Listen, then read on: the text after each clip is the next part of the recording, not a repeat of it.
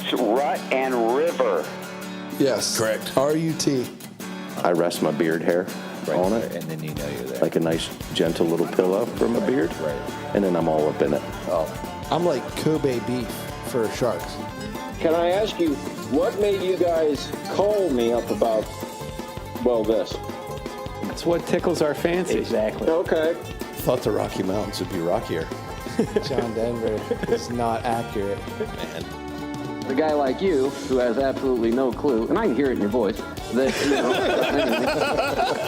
I mean, you're a blank canvas. I mean, I can just start with you like from scratch.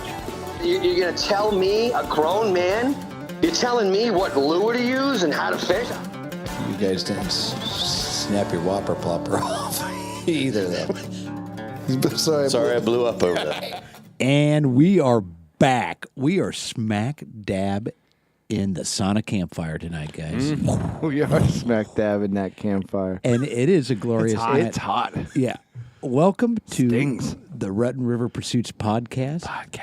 This is Reality Outdoor Radio. Our mission is to get you outdoors by connecting you to people, skills, and products that you can trust. You can trust them. Mm-hmm. It's Bucky. Who else do I have around the table tonight? I'm Ryan. I'm Will. I'm Steve. And I'm Brian. Whoa. Hey. Brian who? Clarify. PIKDIESEL. Oh, Pikerowski. I know you. I didn't recognize Pike you. Diesel. Brian. Yeah, Brian. PIKDIESEL. He's got to change his name. We got to work on that, bud. You know, guys, actually, I'm super excited tonight. Is that right? Yeah. Why's that, Bucky? Well, turkey mayhem is upon us, and hunters everywhere are heading into the woods. We here at Rutten River Pursuits Podcast are especially excited to share this month's sponsor with you. Yeah, we are. Because they are a lot like us. Element Outdoors is a relatively new camouflage apparel company that was founded by a couple of hard-working guys. They were fed up with spending their hard-earned money on hunting apparel or having to sacrifice quality for subpar products. I heard that. At Element Outdoors, good camo doesn't have to be expensive, and affordable outdoor gear doesn't have to be poorly made. Oh, yeah. Element Outdoors is technical clothing built by and for the working man. Find your addiction. These guys are running an exclusive special for the entire month of May. Get out. Where you can receive 20% off your order when you enter RRP20. Yep, that's RRP20. RRP20? RRP20 Love is it. exactly it when you check out. Just go to elementoutdoors.com today. Guys, Bucky. it's kind of a special night tonight. What's that? We have an in the house guest. I love it. You already know. Yes. Yeah, I do too. And maybe he should join us a little more often. I think we should keep him around. I definitely agree, guys. Okay, Would that's my you vote. third that? I would third it. I'd fourth it, I bet. or even give it a sixth. You get 4 votes now. Holy bucket. Jeez. Well, there's only 5 people at the Chuck table. Wagon. He's voting for Chuck Wagon. He's voting for Bucky. We haven't even told Phil. people No. he changed his name. Philip Andrew. Well, I didn't change my name. I was kind of No, you given changed it. You accepted it. I did accept it. Well, it kind of goes along with the line of Chef Needle Nose, doesn't it? Yeah, yeah. But he's got a new nickname, everybody. We're calling him Chuck Wagon, Camp Chef. I try, and I'm going to try to deliver some more hard-hitting meals for you guys while we're out and about. Good old CW. I like it. Medium rare, and he knows that. So May is Turkey Month, right? May is Turkey Month. It's mayhem, Turkey Mayhem if you will. in May. I'm really excited because we have Brian Pikerowski in-house tonight, and we are going to talk about turkeys with him. Heck yeah. Yeah, buddy. He's out of Maryland, the northwest Maryland area, Just west of Hagerstown, Clear Spring. and you're a big Beautiful area. participant, supporter of NWTF. Absolutely. I'm part of our local chapter in Washington County. Yes. I think you're a little bit more. You're soft selling. big that, part Let's of bud. it. kick it off with that. Yeah. How about it? Tell us about that organization. That organization, the NWTF in general, has been around for a long time. 1973 was when they got their start, so they are as old as I am. So they're in they're in their 45th. Coincidence? I think not. Maybe. So they're in their 45th year, and they have chapters across the country. And in our state of Maryland, there's 12 chapters, and the county that I live in, Washington County, we have a chapter. We are relatively new as far as chapters go. We're in our 9th year. There are some chapters in Maryland that are celebrating their 25th plus year. So we're still a new chapter, but yet doing well and thriving. So yeah, I think PA has over 50 chapters. I don't know the exact number, but PA is a large state. Don't worry about that. We don't. We're not counting. Yeah. We're talking about you. Oh, okay. It's all about you tonight, bud. Yeah. But yeah, so I happen to be president of our chapter there in Washington County. I think I'm in my 5th year right now. He's the only member. So we have over, I believe it's 200 general members, and then we have officers, president, vice president, treasurer, secretary, and such. We have a committee that then helps plan, do some fundraising for our local events that we do every year. So, as the president of that chapter, Yes.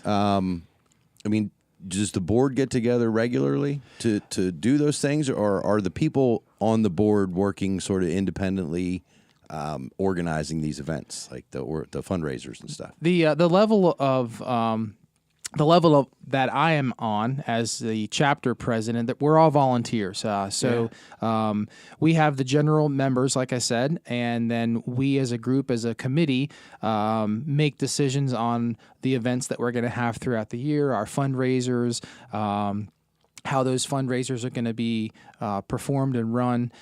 So our chapter in the past does an annual banquet, which is a fundraising banquet.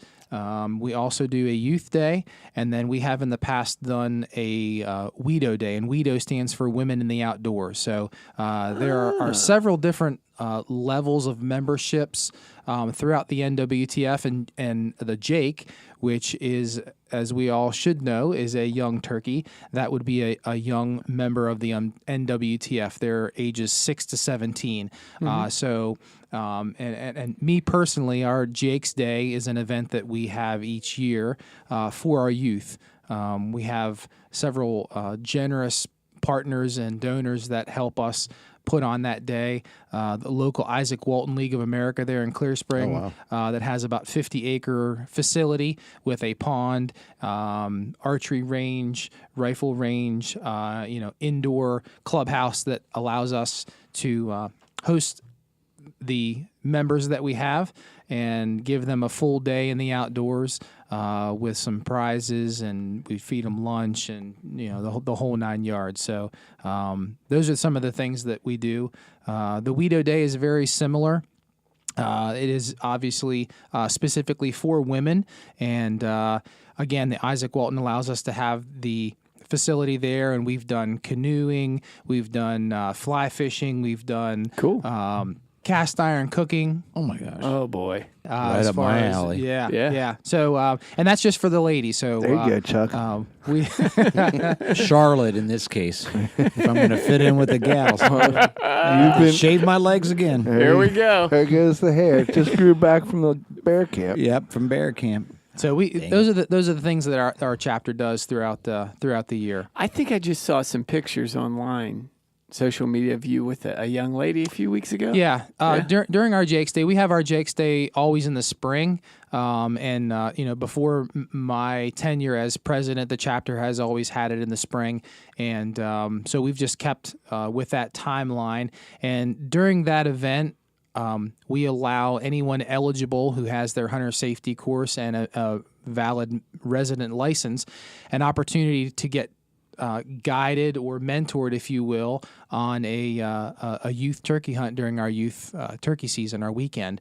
So we encourage anyone who is eligible to put in for a drawing, and we have some volunteers who donate their time and their expertise to take a young one out. That's cool. And so the last few years we've drawn anywhere between 3 and 5 members to go out. Yeah. And so I happen to be one of the members. I'm very fortunate. My wife's family has some property and has some turkeys on it. No way. Yeah. So Couple. there's a few turkeys on there. Just gonna need an address, but we'll cover that later. At Washington County, Maryland. That's where it's at. Yeah. It's a good start. But yeah, so I've taken out a few Jake's members over the years and got a few birds. Several of them was their first time turkey hunting.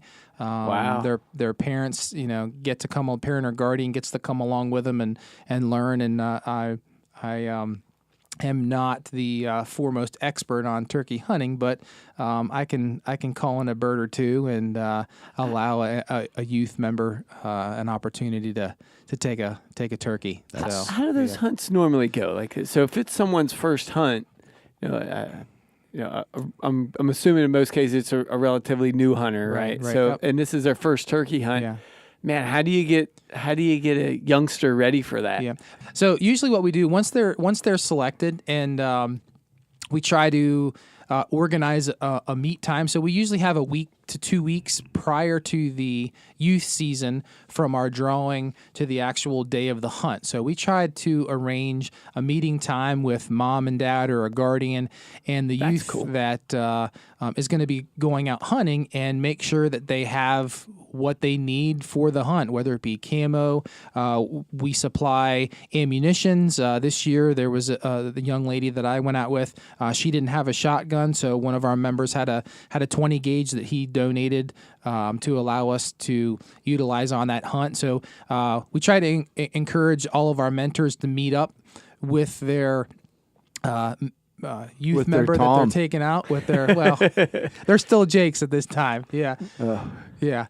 And give them the ins and outs of turkey hunting, show them how to pattern the shotgun. Obviously, this year I had my young lady sit in the chair with the tripod that she was going to use. I had a target out in front of her, had her pattern the shotgun, told her where to hold the bead on the shotgun or I on was the going to ask turkey. you if you guys shot that gun in. Yeah, beforehand. yeah, absolutely, yeah. So, so we try to accommodate and do everything we can so that when they're going out there, it gives them the best opportunity to harvest the bird. So this isn't like they show up one day, you plop them in a blind, call in a bird, and say, "Here, pull the trigger." I mean, it sounds like there's not that would be a terrible thing, for a first hunt for a kid, but man, you're really giving them a good foundation. Yeah. And I think that's teaching them the issue of having to prep for a hunt and to do some pregame, to shoot your gun in. And we know it's much, much more, but that's a great introduction to there's a little bit of work before you have the field time. Yeah, absolutely. Yep. Yeah. And that's an experience that I have yet to impart on any of my kids. I've been successful having them take some deer, things like that, but I've yet to get any of the kids on any turkey. So I can only imagine the excitement in a kid's face when that first gobble, actually, like when they respond to the call while you're sitting there. I can only imagine what these kids are doing. How old were you when you took your first bird, Ryan? Ooh, 22 maybe. Really? Yeah, I didn't start even thinking about turkey hunting until much later in life, and I didn't have any. I should have went to pick Jake's Day. Yeah. Because I didn't. I watched a couple videos and read a couple articles, and just decided to give it a shot. And it took me almost the entire first season I ever tried till I connected, but I did actually kill the first year. That's awesome. How about you, Graham? I was probably in my early 30s. I had growing up, back in the day when you had to be 12 years old, you take your hunter safety course and you go out hunting. I went out with my dad and my grandfather, but never was successful in Pennsylvania. And then as you get older, your priorities change, college and work and job, and then you kind of settle down. And when I moved down into Maryland from PA, was able to turkey hunt on my wife's family's property, and that was when I harvested my first bird. Nice. I didn't have an opportunity at a younger age. I knew of the NWTF. My grandfather was a lifetime member, so I've heard of the organization, but just didn't have a chapter that was active or that I knew of in the area that I grew up. I was in my early 30s before I harvested my first turkey. But to piggyback on what you were saying, Ryan, my wife and I do not have any children, so the very first time that I had was a mentor and took a young lady out was pretty special. I took her and her father out. Her name was Abigail. I would never forget her name. And it was perfect. I had her and her dad in the blind. I knew where these birds were coming from. I patterned them. We heard them gobble on the roost. Yeah. We heard them gobble on the ground. Saw them come up the power line. It was unbelievable. She, Perfect. She nailed the shot. There was 2 birds, and I actually had the video camera in the blind at the time. I was trying to film the hunt, and she was so calm, cool, and collected as I'm panning through trying to get this bird in the viewfinder. The one of the cross pieces in the blind got in the way. They always and I do. said, hold up, don't shoot. She was calm, let the bird pass. I got the bird in the stone cold. I said, take the one on the left. Bam, she shot.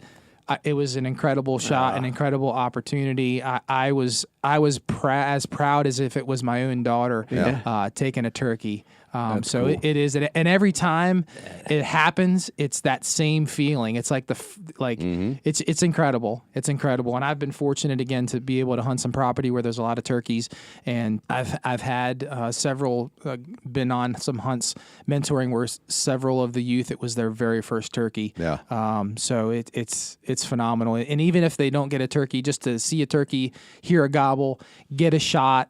It's just an experience that I love to share with the youth, and then their parent or guardian that are out in the woods with them. What was Abigail's reaction? Was she speechless at first until she could collect her thoughts? Yeah, she was a quiet girl to begin with, so she didn't say too much. She was all business. Business. She sat in that blind, and she had a 20 gauge. I believe it was an 1187 and a 20 gauge, and these 2 birds coming up through there. It was just picture perfect the way that they Buck, read the you know script. what 1187 is?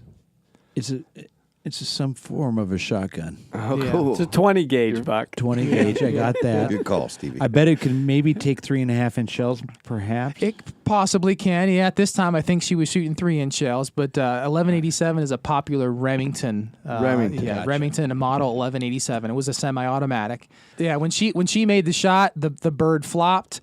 And she just, I was more excited, I think, than she was at the time. And I looked at Dad, and Dad looked at me, and the other gobbler that was out there hung around, so we got to see him do his thing and kind of. Did he come back and stomp on him? Absolutely, he flogged this bird that was on the ground, and I got that on film. And why did they do that? Is it like I don't know. I just saw that earlier this year. Like that. That's kind of a thing with. If you have turkeys, think about it. If you're out bulling with your buddy and he dies, I'm gonna go kick him. Yeah, you just beat the snot out of him. It's all right, just a sign. that. It's a sign of you dominance. gotta get home. Yeah, it's a sign of dominance and hierarchy. Okay, now you're speaking my language. You can take a lot of turkey talk and translate it to like people. Bowling. Yeah. bowling. No, just people. Yeah. I was dying to ask that question because as soon as you said it, I'm like, It is. Did it's you jump on interesting. and flog that? Is that really true? And I guess That's crazy. it is. Absolutely. Wow. Yep. Bucky, we'd make terrible hunting mentors because we'd be screaming and shouting. Yeah, you did it! Whoa, yeah, that was incredible. I guess we just get Did you see that? Yeah, I saw that. Yes. He's all jacked up. Well, Abigail sounds a lot like me. Just being, stone cold, all business until I pull the trigger. Sorry. Until I pull the trigger. Because as soon as I pull the trigger, it comes apart. Little pea comes out. Oh my God. You got no idea. I mean, in all honesty, that first turkey that I killed, it was probably 3 steps from the end of my barrel till I could pull the trigger. Wow. It came up this logging road and just surprised me how quick it came in. And I had to find a place to sit down, and I ran off of the logging road just to the first big tree I could find, and I basically laid down the real tall grass in a little straight line to this tree, and these birds came right up the center of this logging road, and they were right there off the end of the barrel, and they were coming single file. Boy, that first hen, she just about got it, because that first head that popped into that little lane I had made when I walked back. But man, when I pulled the trigger on that big red, white, and blue head, and I saw the beard hanging off there, and I just squeezed off, and he rolled. Yeah. Like, that doesn't even begin to cut it. Oh, I know. Oh, I fell apart. How? And then I started Googling how to clean a turkey. Because there was no reason I should have got one my first year. That's so cool. And you've killed deer way prior to that. Oh, yeah. Yeah. So, like, for me, my first Tom, like, I don't know if you felt something very similar, but you feel like you've completed something. Like you're part of another club. Yeah, now. it's a new club. Yeah. Absolutely a new club. Yeah, like it's a different level. Like, welcome to the club. Yeah. All I can remember is that huge smile. I looked over and she just gave a huge smile. Nice. And I wanted her to experience what the other turkey was going to do. So I said, just hold here, just wait, just watch. And, have that other turkey come over and just, hang out a little bit and then walk away. Going up and, with the video camera, we sat down and had a little interview, if you will, or a little spot after, introducing her dad. And and actually, I was able to edit that somewhat and make a video and post it on YouTube. Cool. So that link was being sent around across Smithsburg, Maryland, from her relatives' mom and dad and aunts and uncles. So she can go on my channel at any particular time and relive that hunt. So it was incredible. It was incredible. Brian, for people that don't know anything about turkey hunting, what does it? Can you briefly give, just kind of a real quick rundown? What does a typical Maryland hunt physically look like for you? You're in a blind, you're near tree line, you're in a field. What's the surroundings like? Well, it all depends on the topography. Sometimes if you're in some hardwoods, a blind may not be the best option for you. If you're in a field, that may be an option. But again, depending on where you're located, that could determine whether you're in a blind or whether you're on the ground. It's like fishing. There's so many variables. Turkey hunting is different every time you go out. For the most part. Yeah, something that has always just befuddled me is you can have a 50-acre field the night before a hunt, stick a blind in the middle of that 50-acre field. The next morning, a turkey will walk right up to that blind in the decoys. For whatever reason, I do not know why. It does not bother the turkeys, but if you try to do that with deer, I mean, they're blowing and stomping 150, 250 yards away. And I have experienced that in the past. There's a certain area that I like to hunt, and depending on where I'm at or where I've last seen the birds, I have gone out at 4 o'clock in the afternoon, set up a blind in the middle of a field. The next morning at dawn, walk out there, set 3 decoys out, and these gobblers came out to the middle of this field, and that blind does not bother them at all. Yes. Huh. Yep. Do you think you caught them in the right mood where nothing else mattered other than the birds in front of them? Yes. Yeah, I think that's it. I think, the instinct to survive. Yeah, the instinct to survive and procreate just basically takes over, and they basically have blinders on. It just doesn't bother them. Of course, eyesight, movement is one of their biggest defenses. So it's not smell. So you don't have to worry about spraying down with any type of scent eliminator. When they see decoys or they respond to a certain call and then see a decoy, they just go out depending on the time of the year it is. As far as what time of the breeding cycle, I know do you also? I've also heard hunters talk about in the rain, turkeys will end up in the middle of a field hunched together. Do you think that kind of has something to do with it too, that they naturally feel safe in the middle of a field because they can see all around them? And the rationale, I think, why they run to the middle of the field in a rainstorm is because they also depend upon their hearing. And when it's raining, it degrades their ability to hear and protect themselves. So they go out in the middle of the field so they can see all around them, and they don't have to depend upon their hearing in the forest. Yes, I've heard two different theories on that. That is one theory that I have heard, where again their eyesight is their most formidable line of defense. I've also heard my grandfather, again, who was a great turkey hunter, say that rain in an unplowed field or a very short grassed field will expose small rocks, pebbles, and bugs.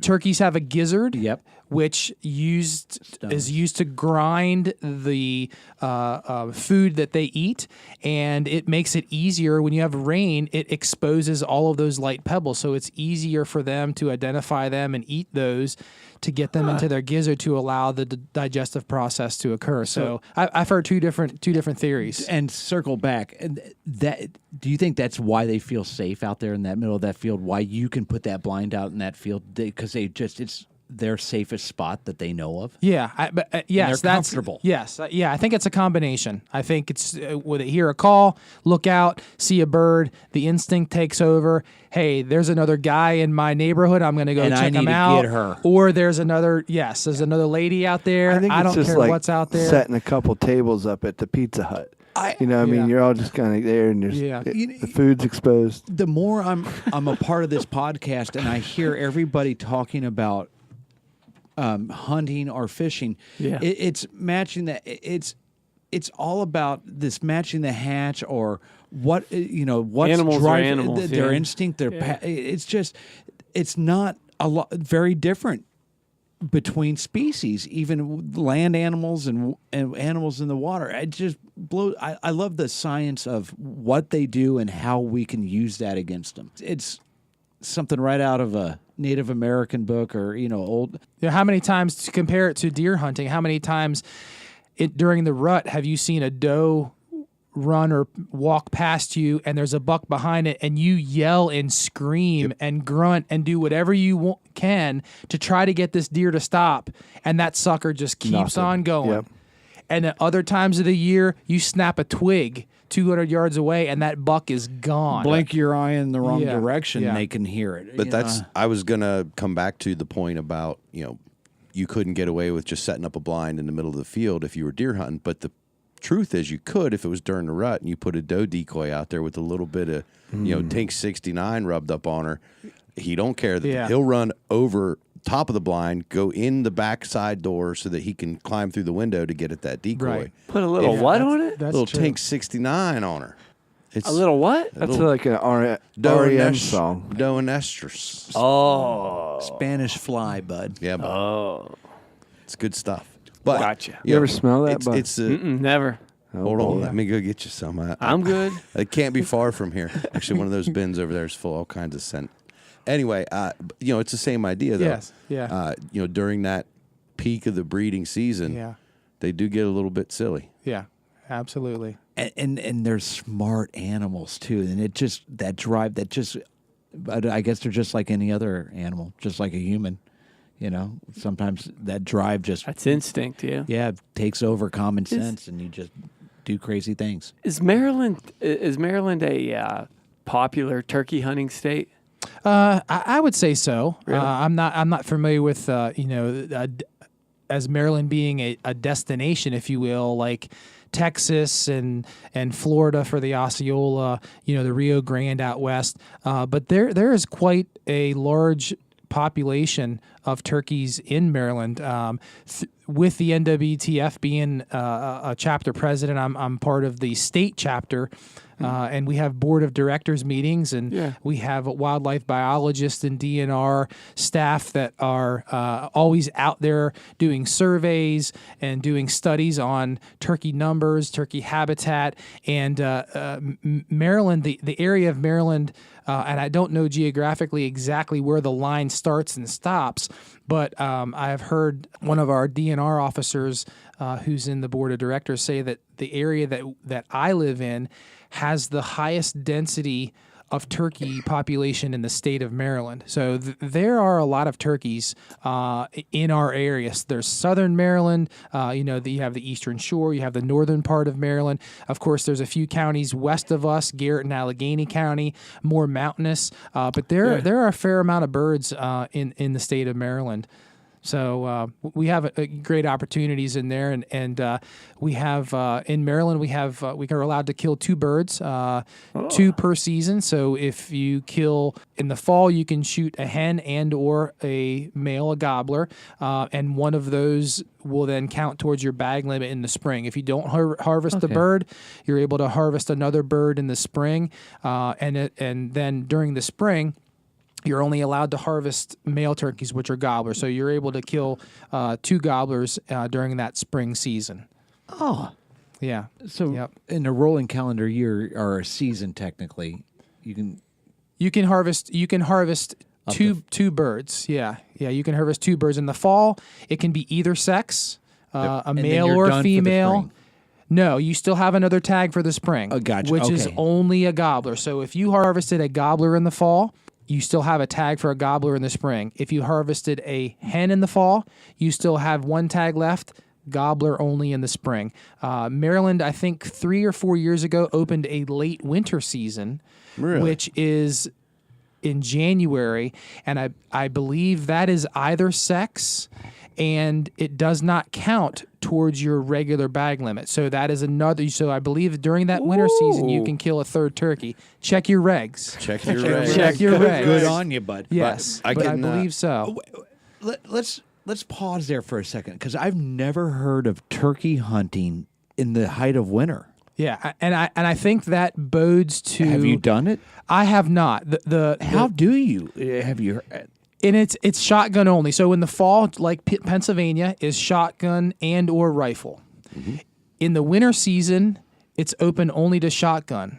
So being that their behavior patterns aren't like they are in the spring of breeding and calling and responding to those, it's difficult. I believe last season in the state of Maryland, only 9 turkeys were taken in winter season, which is only, I think it's Friday, Saturday, and Sunday on private ground and some public land. So there are less than 10 turkeys taken in that winter season, just due to the difficulty of them not responding to calls, it being freezing cold. Yeah. I remember one year, the weekend that season was, we had that 18 or 20 inch snowstorm. So and you have to use shotgun, so you got to get within shotgun range. No archery during equipment? that winter. I'm not sure. You may be able to take them with archery. I'm telling you, if Pennsylvania opened up a late season for turkeys that sort of overlapped with the late archery season, yeah, I'd kill one every year, because that's when I see them. Yeah, it's crazy how many turkey I see during late season. Or do they do anything different at that time? Or they shiver a little more. That's what I'm asking. Like, do they hibernate? Are they up in trees? Are they roosting? They burr instead of yeah, exactly. Like I've never even thought about. It's the first time I've ever fathomed what do turkeys do in the winter. Yeah. It's crazy that you have to hunt them, with the shotgun. Bless your heart, Bucky. But this is blowing your mind. I would imagine you have to hunt them. The technique that I've heard used in the fall is that you bust up the flock and you kind of call them back. It's not calling them like you do like pheasant in the afternoon when we bust them up and you sit around and you similar to that. Yeah. You're able to call them, and they respond to that because they are a social bird. Mm-hmm. And they will, if you bust up the flock, they try to get back together. It's so hard to do that, but though. I can imagine in the wintertime you're trying to do that. The same thing. You can't. How can you get, like, humans, the second they see you, they're trotting They off. cheese it. Right. Yeah.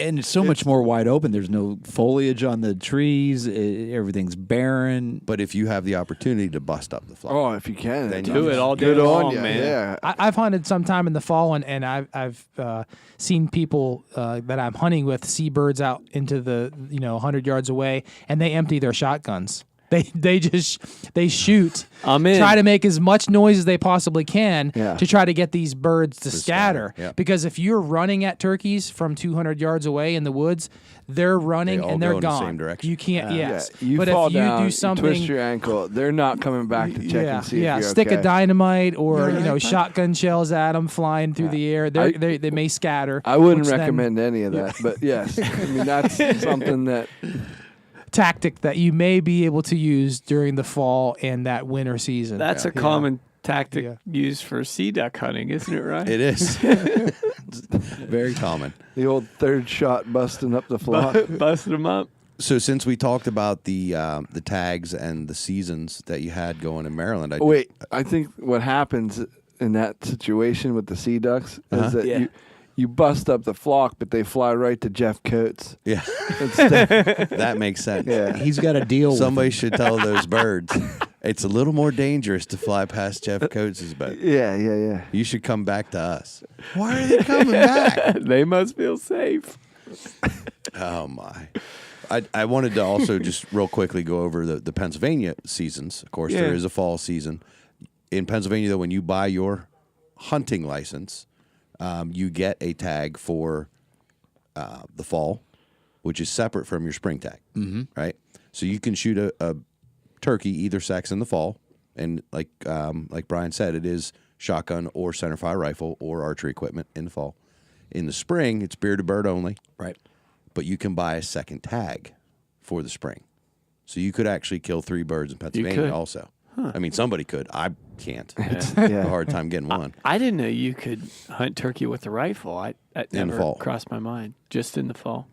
Yeah, and that increase in bag limit, like I was saying in Maryland that winter season, that just goes to tell you that DNR and the wildlife biologists out there, they're not just going to let you harvest a turkey if the numbers are low. They're so feeling that's good. absolutely It's a good with sign. their surveys and their research that they do annually, they feel that hey, there is enough turkeys, and we can allow people to go out and have another season, another opportunity to take a bird, and the flock and the numbers are going to be fine. Yeah. Brian, I know the NWTF starting in 1973, they really did a job of trying to get turkey back across America.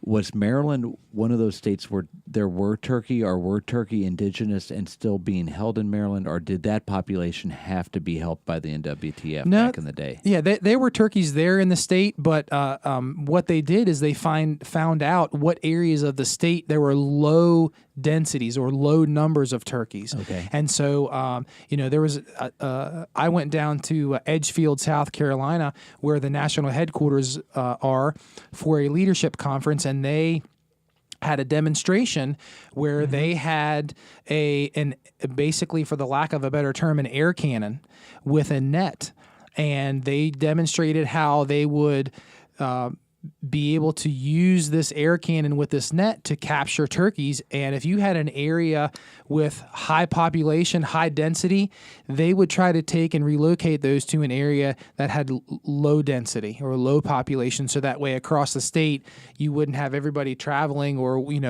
have people that didn't have opportunities across the state. And so, I would assume that as partnerships with other state wildlife biologists and NRP and DNR, they did the same. They tried to have an even number of populations depending on geographical location, whether it be cities. Obviously, they didn't necessarily want a gobbler walking down the main street of in Pittsburgh, but they wanted the mountainous regions and the rural areas to be populated with turkeys. That's the thing I really want people to take away about the NWTF, because the NWTF restored the American turkey back to America. Absolutely. Yes. You know. Yeah. And they're still continuing to want to do that. And even Yeah, better, maintain. right? America's bird is back. The bald eagle is our national bird, but Ben Franklin did appreciate the Pennsylvania turkey. Sure. And wanted that bird to be the national bird. And No I can kid. understand now. I always thought as a kid, why would you want that? But now that I'm an adult and I've moved here to this state and I've seen the turkey here Yeah.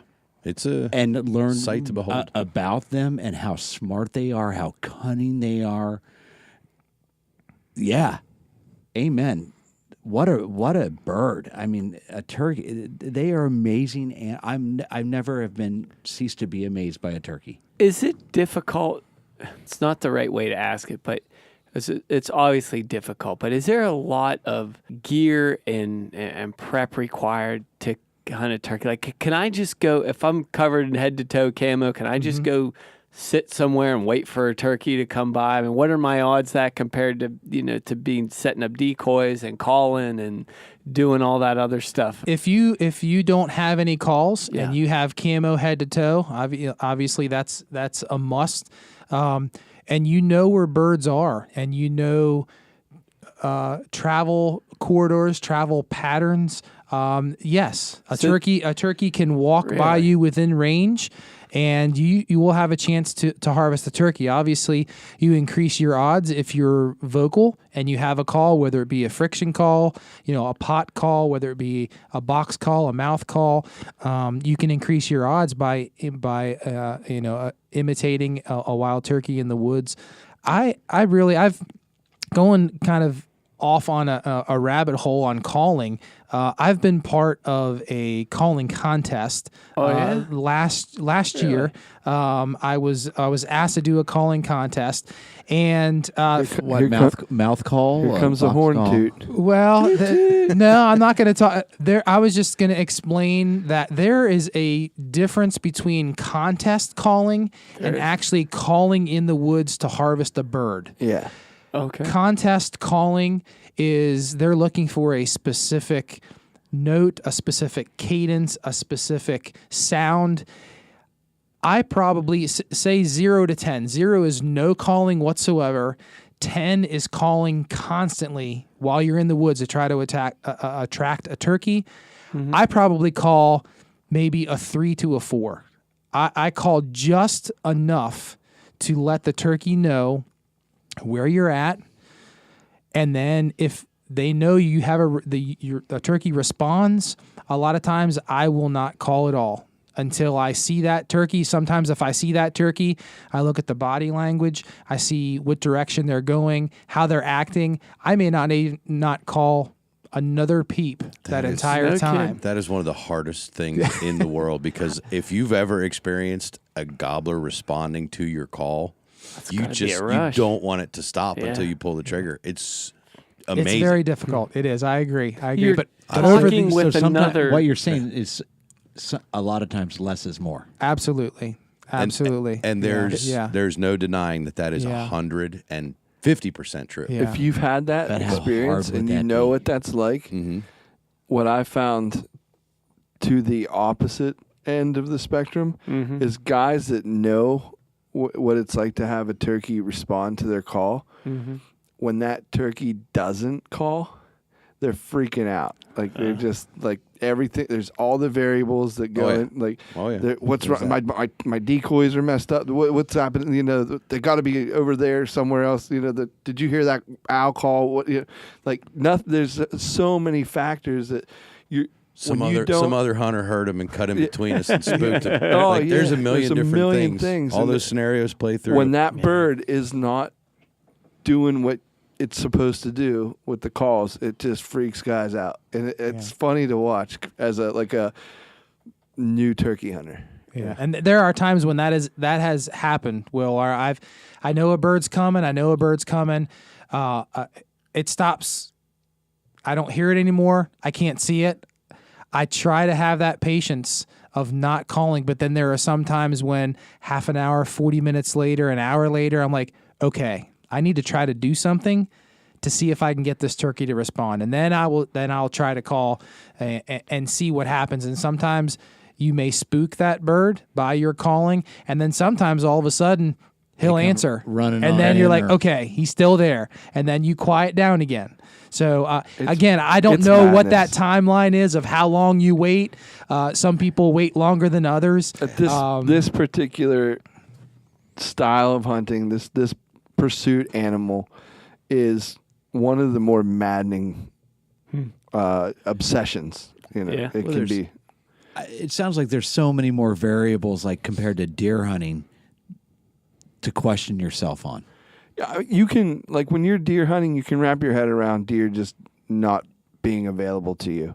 And you're But- being quiet and Yeah, being I mean, still. there's some and- times where you would grunt it in, blah, blah, blah, blah, blah. But in the PA woods, Right. most times they're just going to skirt you. If they don't come directly in, they're gone. And that's my point. I second guess You can enough work- during that, let alone when you're trying to communicate and yeah, interact. you can work a bird. You can work You have decoys. you can There's so spend- many more variables. But hours that's what with makes it with so a bird. maddening. Yeah, and it just And that same bird will react a completely different way the next day. Absolutely. It's almost like checkers and chess between deer and turkey. And I don't mean and not to demean Oh, It's like man, Buck. deer Yeah. hunting. It's I'm like- obviously still perplexed with checkers. it's like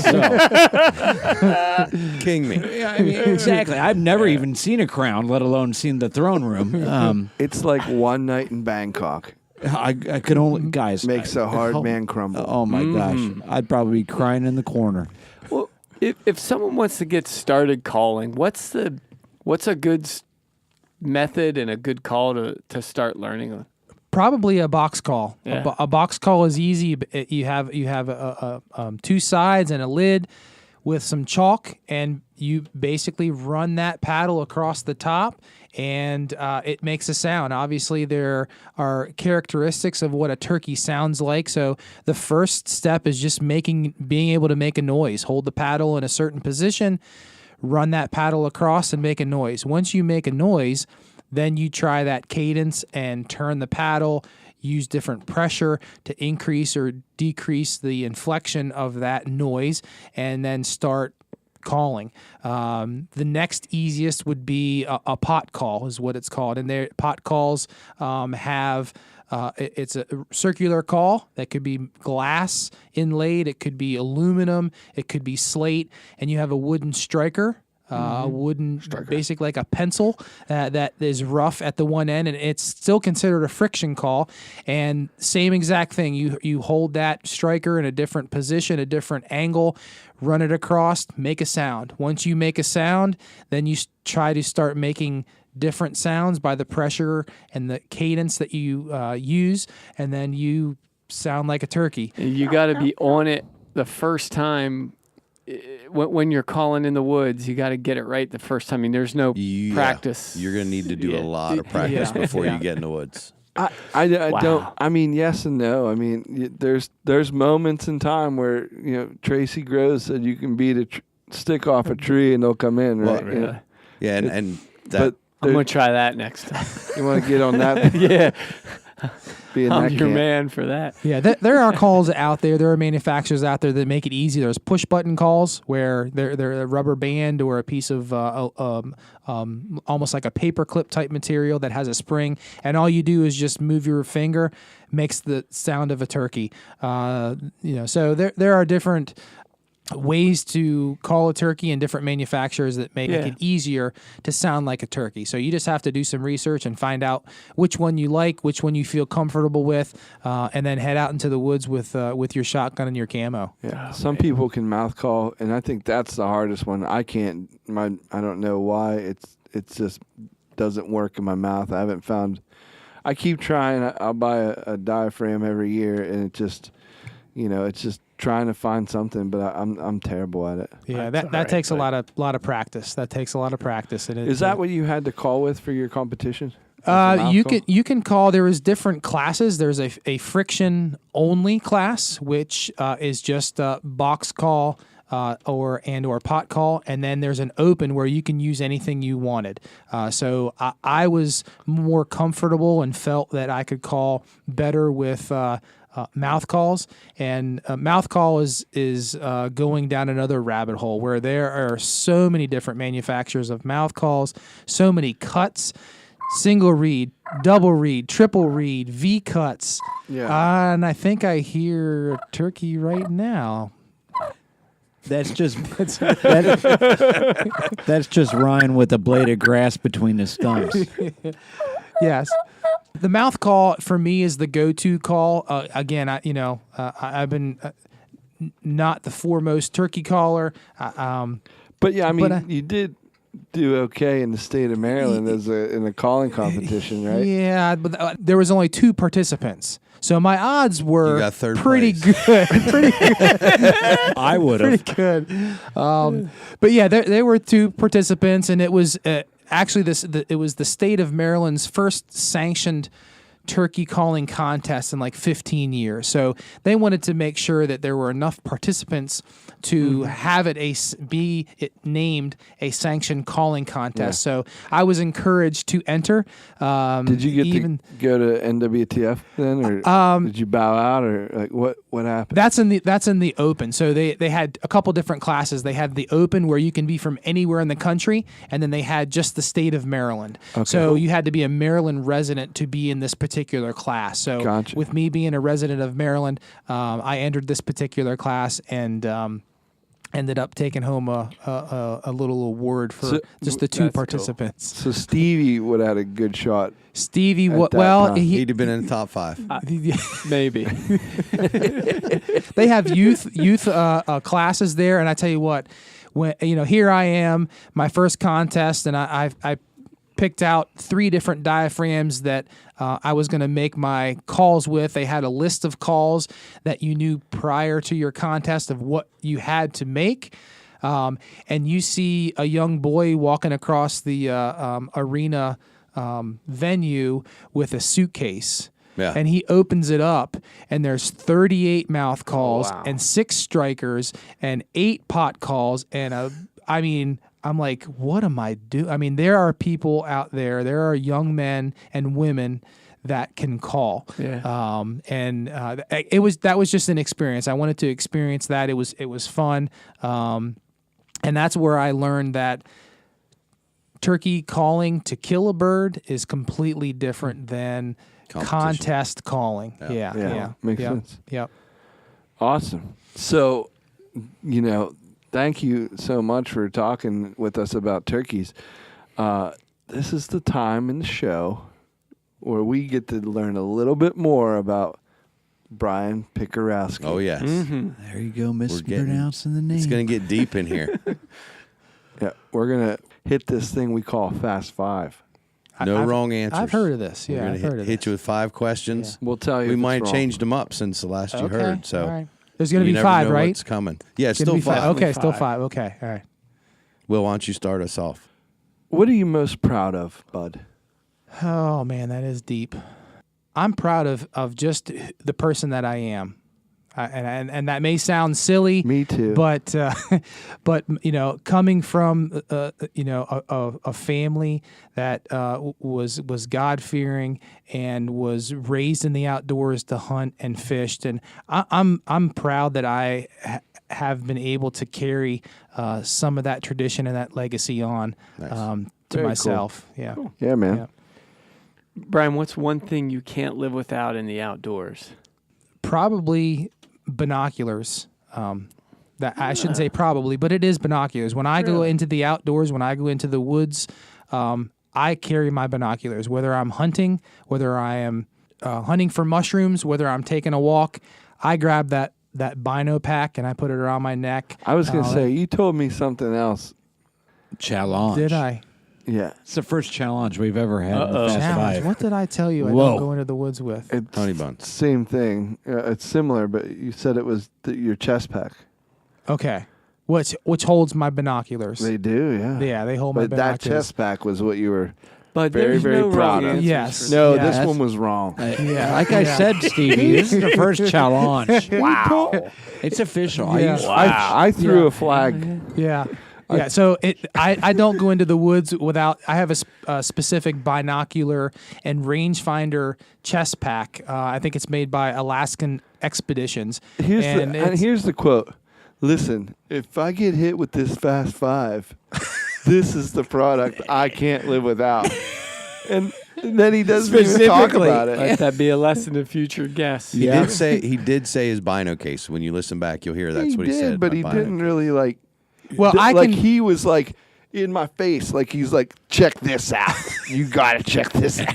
I love it. Because I knew that it would be an accoutrement that you would have to have. Oh, I It do. is, Love yeah. that word. No, Now, I appreciate it. Accoutrement. without More the French. pack, the binos are still going with me. I want one. Yeah, so bad. They're Yeah, nice. they're very Yeah. nice. So that pack holds my binoculars.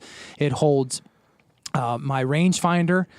So those are items that I don't go into the outdoors without. I'm really glad that was fast. What makes you happy? What makes you happy, bud? What makes me happy? Yeah. I'm going simple. Just being in the outdoors with somebody. Just sharing the outdoors, like walking that through, too. looking at That's trees, looking at mushrooms, looking at turkeys, looking at deer, scouting. Just taking somebody with me and being in the outdoors. What's one thing you do every day to prepare for your outdoor lifestyle? I try to learn something, whether it be YouTube video, whether it be looking up an article, whether it be reading. What about podcasts? Listening to anything like a that? podcast, maybe. That's cool. I try to learn. I try to educate I'm myself. steering this Fast Five along. If you guys didn't Sure are, bud. Boy. You are like a shepherd of the Fast Five, didn't you? I'm shepherding this. Dude. Proud of you. Why don't you steer it right into port and give him his number 5? Yeah. Land this plane. But I don't know this answer, so I'm not gonna. I'm sure it'll come to you halfway through his answer. What's on your bucket list? An archery elk hunt. Really? An archery elk. Yeah. So Anywhere in particular? no. Anywhere there's elk. Anywhere there's an a elk. population of elk. A Yeah, viable so- herd. Yeah, yeah. I love archery hunting. I love elk. I liken them to spring turkeys, where you're during a certain time of the year where they're active. Have you hunted them at all? I have not hunted them. And I think that's just watching videos and seeing shows and it's a challenge. I mean, physically, mentally, that would be my bucket list hunt. Cool. Yeah, archery elk. Awesome. Yeah, that's the equation a lot of people draw when they talk about elk hunting, and they're like, yeah, it's pretty much like a equals 1,500-pound MC turkey. squared. Yeah. 1,500-pound turkey roaring in your face. Brian, thank you. Thank it was you a very pleasure, much, guys. bud. Awesome Pleasure. guest tonight. Yeah, The old our burn pleasure. spur. Thanks for putting up with us, bud. And me- Anytime, And anytime. me mispronouncing your name on purpose all night. I really Thanks appreciate for it. tolerating You didn't us. strike me once. Yeah, I love that Fast Five. Yeah. Yeah. How can people learn more about NWTF or follow you personally? Personally, I have Instagram, PIKDIESEL. Could you spell that? Spell that, though. PIKDIESEL. One word, PIKDIESEL. You Pike can, Diesel. Yeah, basically just type in Pike Diesel, and it comes right up. You can find any information on the National Wild Turkey Federation by going to the national website, which is nwtf.org, or specifically the Maryland chapter, state chapter, and all of its happenings at marylandnwtf.org. Nice. Awesome. So, guys, real quick, just needed to let you know something. What's up? This episode was brought to you in part by Smoke in the Grove Barbecue Festival. Smoke in the Grove. That thing's being held July 26th and 27th in Spring Grove, PA. For more information, head over to smokeinthegrove.com. I can't wait for that. Get you some burn-ins. Can't wait to get burn-ins. And also brought to you in part by Moses Family Jerky. Love that jerky. Get 15% off your entire order by going to mfjerky.com and using mfjerky.com. and use that promo code JerkyPursuits15. Love Get some that of jerky. those. I love MF jerky. snack sticks. Yeah, Love it. that's my post-workout protein right there. Snack sticks. Or just Jerky. Just jerky Absolutely. in general, That's my really. post-workout What's your protein. favorite flavor? Teriyaki. Is it? Teriyaki. No kidding. That's Yeah. popular. Hey, Brian, Yes. where can they find us? I believe if you go to RuttenRiverPursuits.com, Nailed it. you'll be able to find all the information that you need. And I believe you have some social medias. Oh, yeah. That's Instagram, Facebook at Rutten River Pursuits Podcast. Don't forget the YouTubes. YouTube Check out channel. them Oh, YouTube. you Type even in said it Rutten right. River Pursuits Podcast. Very cool. That's what I'm talking And about. don't forget, you can listen to every episode on iTunes, Stitcher, and don't forget the Spotify. I love Spotify. How about iHeartRadio as well? Oh, yeah. Yes. Were You can were ask you excited? Alexa to play Rutten River Pursuits Podcast. So fired up. Alexa did. finds us. iHeartRadio. Turkey Mayhem. It is underway. Gobble, Here we gobble. go. Gobble, gobble. Gobble, gobble. Good episode, boys. Later. Rig and weedless.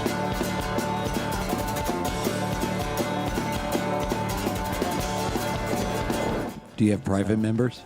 No private members. They're all general members. You can go to NWTF.org and look for a membership. So, And no major members. no major members. Okay.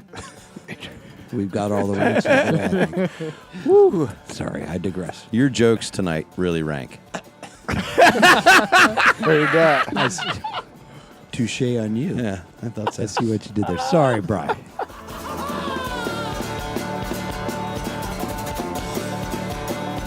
Think about it. If you're out bulling with your buddy And he he's- dies. I'm going to go kick him? Yeah, you just beat the snot out of him. It's All just right, a I can sign. see Yeah, that. it's a sign Because of you gotta dominance. get home. Yeah, it's a sign of dominance and hierarchy. Okay, now you're yeah. speaking my language. You can take a lot of turkey talk and translate it to like people. Bowling. Yeah. Bowling. No, just people. Yeah.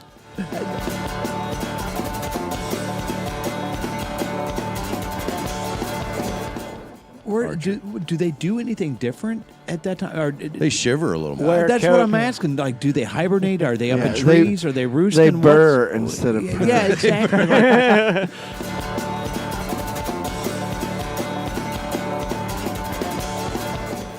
Like- I'm like- obviously still perplexed with checkers. It's like King me. Yeah, I mean, exactly. I've never even seen a crown, let alone seen the throne room. it's like one night in Bangkok I could only, guys. makes a hard man crumble. Oh my gosh, I'd probably be crying in the corner.